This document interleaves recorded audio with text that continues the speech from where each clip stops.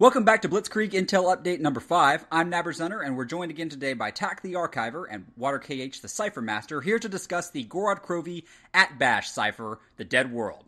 So this cipher was decoded by Codzone 9069, and the plain text is as follows. Chronorium excerpt 27101978.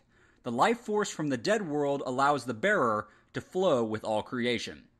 So, we're going to go straight to you, Water. Like, what are the first thoughts that you have in reading this cipher, and what do you feel like that we as a community can glean from what we're learning here? So yeah, the first thing that comes to mind is the ending cutscene to Gorod Krovi when the three 1.0 characters, excluding Richtofen, kind of go up in this light, and Richtofen is actually holding up the summoning key. Yeah, no, that's interesting. I kind of had a different interpretation of it. I don't know. I think that this cipher is, it's a pretty dense cipher. I think it's probably the most dense that we've had for a while. It's pretty short, but there's a lot of content in there. And so I think, I don't know, you got to read it in chunks and, try to put it together. So when I read the phrasing is really strange, honestly. Yeah, it truly is. Like, I think, when I think of like the life force from the dead world, there's, part of me thinks of like 115 because that powers, zombies, like, that's what gives, the dead life. Or there's, the life force as we've always seen those balls of energy that come out of the zombies when we kill them. Yeah. And so, I think kind of like that. And then you have to wonder, it allows the bearer to flow with all creation.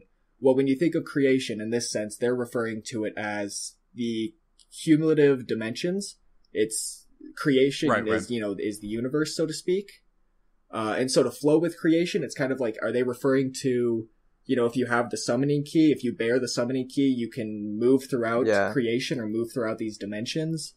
Or, there's so many different interpretations on it. I'm not entirely sure. Like Monopoly Mac talked about, maybe it's, something with the MPD or, who knows? I don't know. I think those are some great observations because, even though, like y'all mentioned, your viewpoints differ, I think you picked up something very interesting there, Water, that, they do seem to flow. It's like there's this beam of energy that the spirits or whatever, our perception of the spirits of the original 3.0 ascend into, and they, you might say they flow through creation. Yeah. And then Tak, your point about the 115 being that sort of life force from that, great stuff. At this point, like you said, Tak, it's extremely dense. I can't say that we can actually draw a conclusion from it, but I think that we're off to a good start with those thoughts.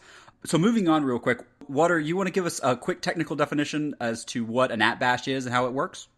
Oh yeah, so the at-bash cipher actually originated in the Hebrew language, where they would substitute the first letter of the alphabet with their last letter, and then their second letter with the second to last, and so on and so forth.